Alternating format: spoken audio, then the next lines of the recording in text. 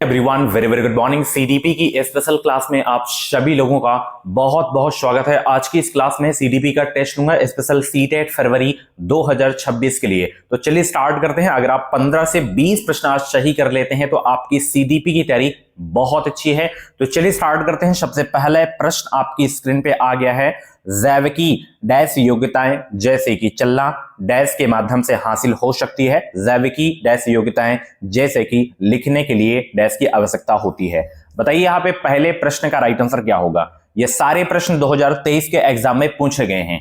Okay, अगर आप एक महीने से तैयारी कर रहे होंगे तो आज आपका 20+ स्कोर इसमें जरूर जाएगा। बताइए सभी लोग जवाब देने का प्रयास करेंगे। गुड मॉर्निंग सभी को बताइए कि प्री एडमिट कार्ड जारी हो गया है। बस तैयारी आपको करना है। एडमिट कार्ड भी आपको 2 दिन पहले आपको देखने को मिल जाएगा। तो जितने भी लोग यहां पे पहला ऑप्शन सिलेक्ट कर रहे हैं उनका आंसर बिल्कुल सही हो जाएगा। ठीक है ना, यहां पे पहला ऑप्शन बिल्कुल करेक्ट होगा कि जैविकी जो है प्राथमिक योग्यताएं जैसे कि चलना परिवेश के साथ आनंददायी अंतःक्रियाएं के माध्यम से हासिल हो सकती हैं, और जैविकी द्वितीयक योग्यताएं जैसे कि लिखने के लिए जो है स्पष्ट अनुदेशन की आवश्यकता होती है। तो यहां पे पहला ऑप्शन बिल्कुल करेक्ट हो जाएगा। चलिए, सीटेट एग्जाम को पास करना है तो इस चैनल को आप लोग सब्सक्राइब करके साथ ही बेल आइकन को ऑल पे जरूर से जरूर प्रेस कर लीजिए ताकि जो भी अपडेट आए, क्लासेस आए, नोटिफिकेशन आपको मिलता रहे। यहां पे अगला प्रश्न है, विकास के संदर्भ में निम्नलिखित में से कौन सा कथन यहां पे सही है। पहला ऑप्शन है कि विकास पूर्ण रूप से केवल आनुवंशिकता का ही परिणाम है। दूसरा है विकास का क्रम विशिष्ट से सामान्य की ओर होता है। तीसरा ऑप्शन है विकास बाहर से केंद्र की ओर होता है। चौथा ऑप्शन है विकास सिर से पांव की ओर बढ़ता है। बताइए दूसरे प्रश्न का राइट आंसर क्या होगा। तो प्रश्न आपका पॉजिटिव है, यहां पे नेगेटिव केवल है, काट दो आप लोग। ठीक है, क्या विकास बाहर से केंद्र की ओर होता है? नहीं। समान विशिष्ट से समान नहीं, विकास जो है सिर से पांव की ओर बढ़ता है। ठीक है ना, ध्यान रखना। ऑप्शन यहां पे आपका जो है चौथा बिल्कुल करेक्ट हो जाएगा। चलिए नेक्स्ट क्वेश्चन, यहां पे तीसरे का जवाब देने का प्रयास करेंगे। यहां पे प्राथमिक कक्षा के बच्चों के लिए निम्नलिखित में से कौन सा प्राथमिक समाजीकरण का कारक या संस्था है। निकटतम परिवार, सांस्कृतिक धारणाएं या धार्मिक संगठन या मुद्रित संचार माध्यम। बहुत सारे लोग कमेंट किया करते हैं कि आप बहुत सरल प्रश्न करवाते हैं। भाई ये पूरा पीवाईक्यू है। 2023, 22, 21 के एग्जाम में जितने भी क्वेश्चंस पूछे गए थे वही क्वेश्चंस मैं करवा रहा हूं। अलग से मैं क्वेश्चन कोई भी नहीं लाता। ओके, सिर्फ पीवाईक्यू लाता हूं। तो यहां पे प्राथमिक कक्षा के बच्चों के लिए निम्नलिखित में से कौन सा प्राथमिक समाजीकरण का कारक है, तो वो है आपका निकटतम परिवार हो जाएगा। बहुत अच्छा प्रश्न है। आज सभी का स्कोर ठीक ठाक जाना चाहिए, 20+ सभी का जाना चाहिए। चलिए अगला प्रश्न है, जीन पियाजे के संज्ञानात्मक विकास के सिद्धांत के अनुसार बच्चे किस अवस्था में चिंतन को मानसिक रूप से परिवर्तित कर सकते हैं। संवेदी गत्यात्मक, पूर्व संक्रियात्मक, मूर्त संक्रियात्मक या औपचारिक संक्रियात्मक। बताइए इसका करेक्ट आंसर क्या हो जाएगा। गुड मॉर्निंग भाई सभी को, गुड मॉर्निंग। और भी क्लासेस आपको प्लेलिस्ट में मिल जाएंगी। एंड अभी तक आप हमारे ऐप को डाउनलोड नहीं किए हैं तो वीडियो के डिस्क्रिप्शन बॉक्स में ऐप की लिंक है, डाउनलोड कर लीजिए। तो यहां पे करेक्ट आंसर आपका हो जाएगा मूर्त संक्रियात्मक अवस्था। ओके, याद रखना। चिंतन की जहां पे बात की जाए तो मूर्त संक्रियात्मक आपको याद रखना है। ठीक है, चलिए नेक्स्ट क्वेश्चन। यहां पे जीन पियाजे के अनुसार हमारे मौजूदा स्कीमा में अनुभवों को लगातार सम्मिलित करने की प्रक्रिया को क्या कहा जाता है। समावेशन कहा जाता है, समायोजन कहा जाता है, वर्गीकरण कहा जाता है या संकल्पना निर्माण कहा जाता है। बताइए इसका करेक्ट आंसर क्या हो जाएगा।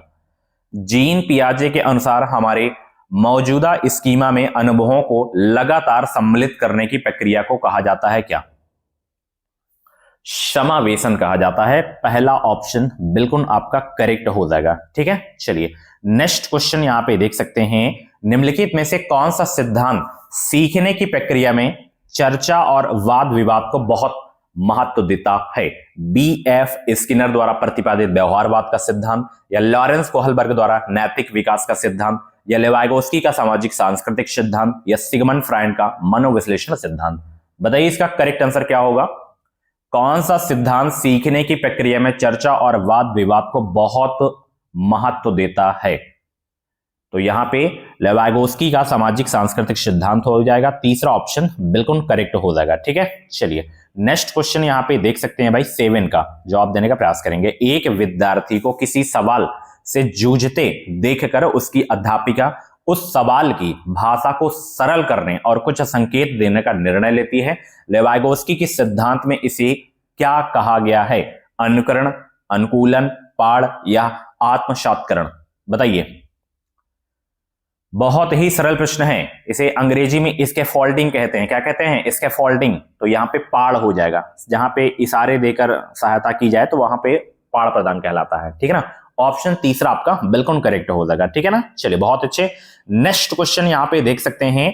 लॉरेंस कोहलबर्ग ने बच्चों एवं वयस्कों में नैतिक तर्क का मूल्यांकन के लिए किसका उपयोग किया? परिकल्पित स्थितियां, कागज कलम आधारित परीक्षा, चित्रकला, रिपोर्ट कार्ड्स? बताइए सब लोग, करेक्ट आंसर क्या हो जाएगा 8 का? लॉरेंस कोहलबर्ग ने बच्चों एवं वयस्कों में नैतिक तर्क का मूल्यांकन के लिए किसका उपयोग किया? परिकल्पित स्थितियों का। ठीक है ना?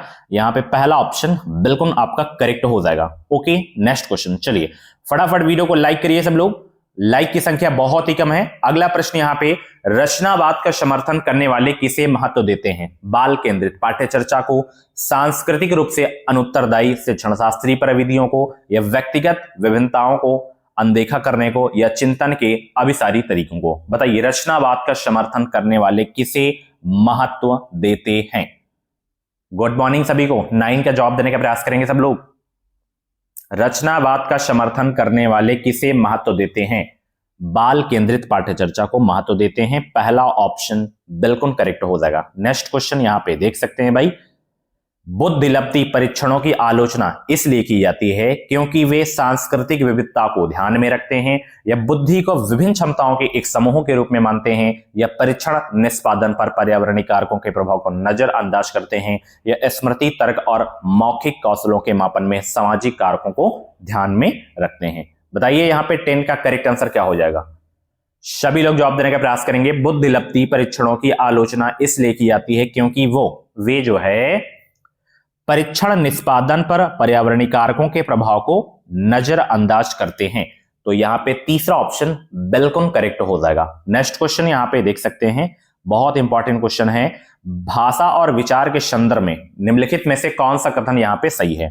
जीन पियाजे ने प्रस्तावित किया है कि भाषा संज्ञान में बहुत सहायक होती है, या लेवाइगोस्की ने प्रस्तावित किया कि भाषा का चिंतन पर कोई प्रभाव नहीं होता, या जीन पियाजे ने प्रस्तावित किया कि चिंतन करना भाषा को सीखने पर निर्भर करता है, या लेवाइगोस्की ने प्रस्तावित किया कि भाषा चिंतन को सुसाधित करती है? बताइए सब लोग, इसका करेक्ट आंसर क्या हो जाएगा? सभी लोग जवाब देने का प्रयास करेंगे यहां पे।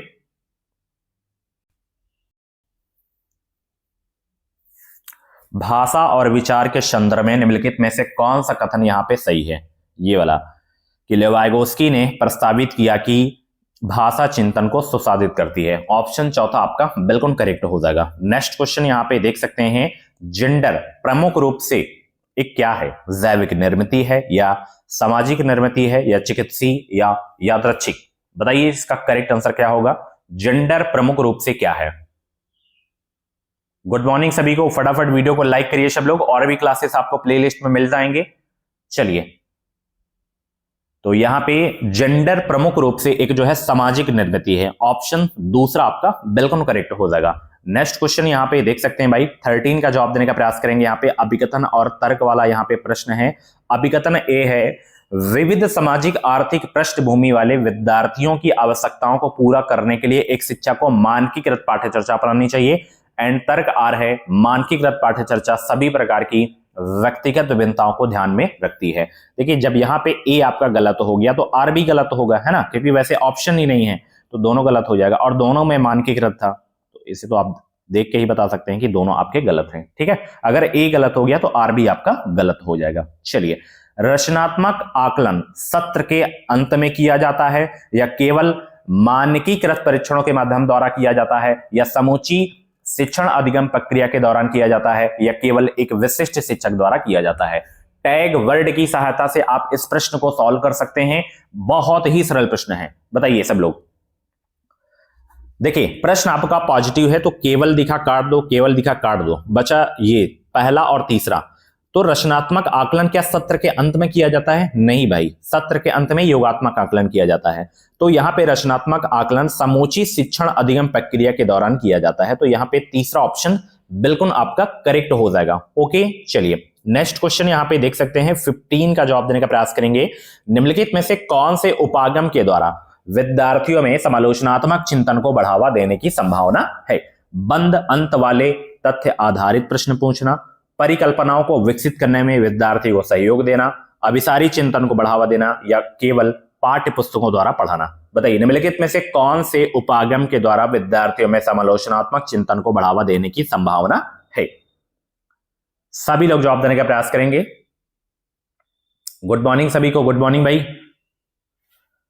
तो यहां पे दूसरा ऑप्शन बिल्कुल करेक्ट होगा, परिकल्पनाओं को विकसित करने में विद्यार्थी को सहयोग देना। ऑप्शन यहां पे आपका दूसरा आपका बिल्कुल करेक्ट हो जाएगा। नेक्स्ट क्वेश्चन यहां पे देख सकते हैं 16 का जवाब देने का प्रयास करेंगे। यहां पे अनुसूचित जनजाति के विद्यार्थियों के समावेशन को सफल बनाने के लिए यह महत्वपूर्ण है कि प्रमुख समूह द्वारा पसंद की जाने वाली भाषा में पढ़ाया जाए, या उनके सांस्कृतिक ज्ञान और अनुभवों की अनदेखी की जाए, या उनकी अपनी स्थानीय भाषा में बनाई गई शैक्षिक सामग्रियों को जो है उपलब्ध करवाया जाए, या विद्यालय और उनके समुदाय के बीच सामाजिक दूरी कायम रखी जाए।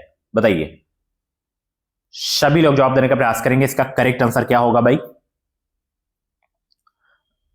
एसटी के विद्यार्थियों के समावेशन को सफल बनाने के लिए यह महत्वपूर्ण है कि उनकी अपनी स्थानीय भाषा में बनाई गई शैक्षिक सामग्रियों को उपलब्ध करवाया जाए। ठीक है ना, ऑप्शन तीसरा आपका बिल्कुल करेक्ट हो जाएगा। नेक्स्ट क्वेश्चन यहां पे देख सकते हैं, डिसलेक्सिया से ग्रसित विद्यार्थी जो है लंबे निबंध लिखने के लिए बहुत उत्सुक होते हैं, या बहुत विकसित शब्दावली का प्रयोग करते हैं, या पठन सामग्री को बहुत आसानी से सीखते हैं, या पढ़ने के लिए अनिच्छुक होते हैं। बताइए इसका करेक्ट आंसर क्या हो जाएगा?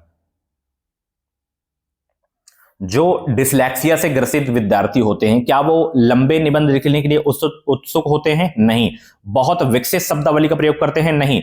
पठन सामग्री को बहुत आसानी से समझते हैं? नहीं।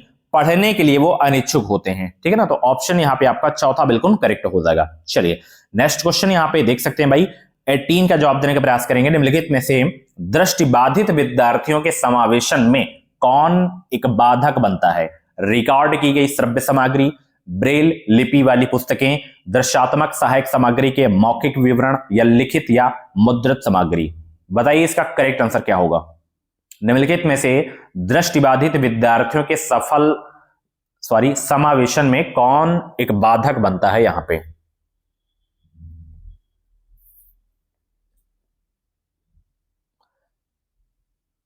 तो बाधक लिखित या मुद्रित सामग्री बनेगा। ठीक है ना, ऑप्शन यहां पे आपका चौथा बिल्कुल करेक्ट हो जाएगा।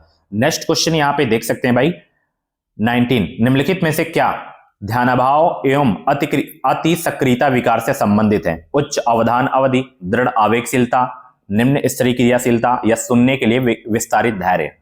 बताइए निम्नलिखित में से क्या ध्यानाभाव एवं अति सक्रियता विकार से संबंधित है?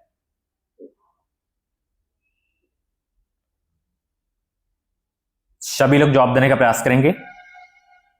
तो यहां पे दृढ़ आवेगशीलता हो जाएगा। ऑप्शन यहां पे आपका दूसरा बिल्कुल करेक्ट हो जाएगा। नेक्स्ट क्वेश्चन यहां पे देख सकते हैं भाई, प्रतिभाशाली बच्चों की एक प्रमुख विशेषता है उच्च स्तर की बौद्धिक क्षमता, रचनात्मकता की कमी, बाधित संप्रेषण कौशल, या दूसरों के विचारों को नकल करने की प्रवृत्ति।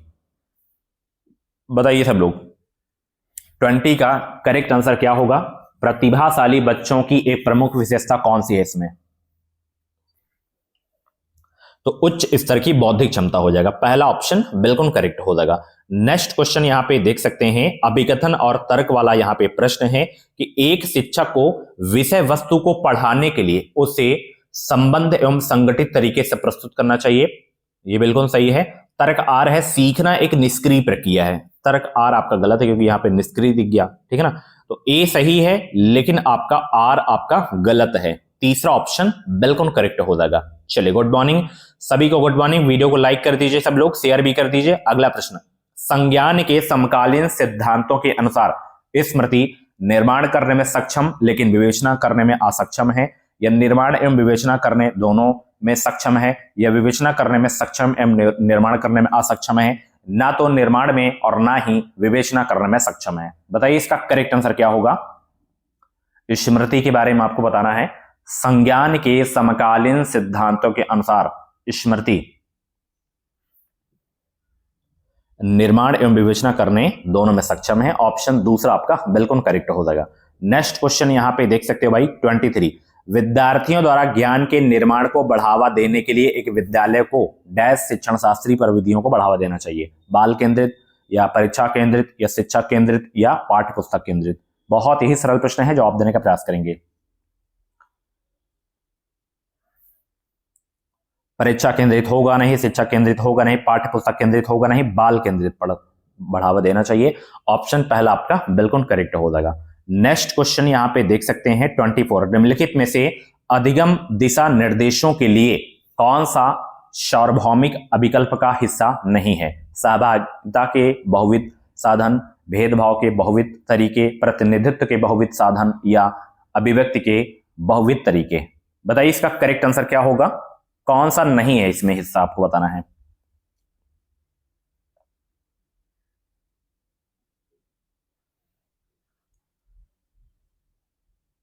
तो यहां पे भेदभाव के बहुविध तरीके नहीं है, ठीक है ना हिस्सा। ऑप्शन दूसरा आपका बिल्कुल करेक्ट हो जाएगा। चलिए अगला प्रश्न यहां पे देख सकते हैं भाई 25, निम्नलिखित में से किसके द्वारा समस्या समाधान को बढ़ावा दिया जा सकता है? अनुरूपात्मक चिंतन, कार्यात्मक स्थिरता, प्रतिक्रियाओं का समुच्चय, अभिसारी चिंतन। बताइए निम्नलिखित में से किसके द्वारा समस्या समाधान को बढ़ावा दिया जा सकता है?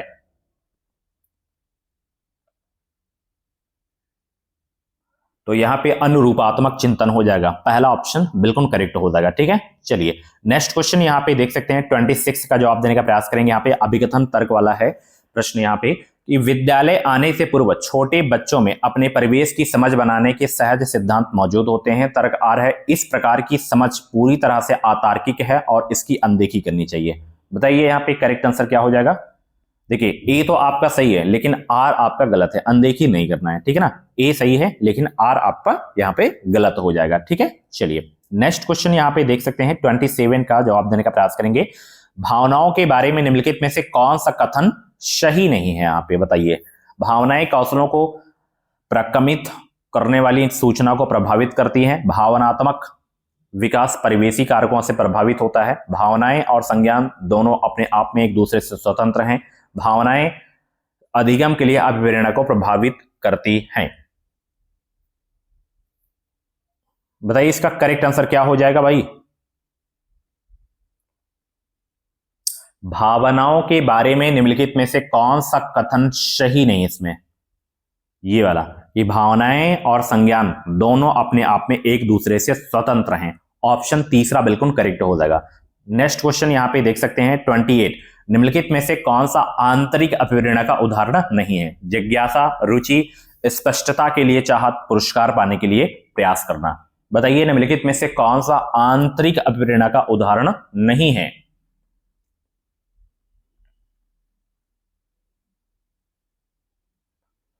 तो पुरस्कार पाने के लिए प्रयास करना, ये आंतरिक अभिप्रेरणा का उदाहरण नहीं है। ऑप्शन चौथा आपका बिल्कुल करेक्ट हो जाएगा। नेक्स्ट क्वेश्चन यहां पे देख सकते हैं भाई 29, सीखना अधिक प्रभावी होता है जब विषय वस्तु को वास्तविक जीवन के अनुभवों के साथ जोड़ा जाए, या पठन सामग्री बहुत ही अमूर्त एवं जटिल हो, या विषय वस्तु को असंबद्ध रूप से जो है टुकड़ों टुकड़ों में पढ़ा जाए, या पूर्व ज्ञान से संबंधता स्थापित ना की जाए। बहुत ही अच्छा प्रश्न है और बहुत ही सरल प्रश्न है। सीखना अधिक प्रभावी होता है जब विषय वस्तु को वास्तविक जीवन के अनुभवों के साथ जोड़ा जाए। पहला ऑप्शन बिल्कुल करेक्ट हो जाएगा। नेक्स्ट क्वेश्चन यहां पे देख सकते हैं भाई 30, एक अनुकूल सीखने का वातावरण बनाने के लिए एक शिक्षक को क्या करना चाहिए? विद्यार्थियों के बीच सहयोग को बढ़ावा देना चाहिए, या विद्यार्थियों से बेहद कम अपेक्षाएं रखनी चाहिए, या महारत उन्मुख प्रतिपुष्टि देने से बचना चाहिए, या विद्यार्थियों को कोई स्वायत्तता नहीं देनी चाहिए। बताइए लास्ट क्वेश्चन का आंसर क्या हो जाएगा? एक अनुकूल सीखने का वातावरण बनाने के लिए एक शिक्षक को क्या करना चाहिए? विद्यार्थियों के बीच सहयोग को बढ़ावा देना चाहिए, ठीक है ना। पहला ऑप्शन बिल्कुल करेक्ट हो जाएगा। सो फ्रेंड्स ये थे आपके सीडीपी के टॉप 30 क्वेश्चन। इन 30 क्वेश्चंस में से जितने भी क्वेश्चंस आपके करेक्ट हुए हो कमेंट बॉक्स में अपना रियल स्कोर जरूर बताना, और ऐसी ही डेली क्लासेस देखने के लिए एजुकेशन विशाल यूट्यूब चैनल को सब्सक्राइब करिए। मिलते हैं अगली क्लास में दोपहर 2:30 बजे, तो जुड़ना मत भूलना। Okay, thank you so much. और ऐप को डाउनलोड कर लीजिए, चैनल को भी सब्सक्राइब करके रख लीजिए। बाकी कुछ भी डाउट है, डाउट अपना क्लियर कर सकते हैं। बाकी आप लोगों का जो है एग्जाम सिटी सो रहा है, कोई प्रॉब्लम तो नहीं है, कमेंट बॉक्स में जरूर बताना। Thanks for watching, bye bye, take care.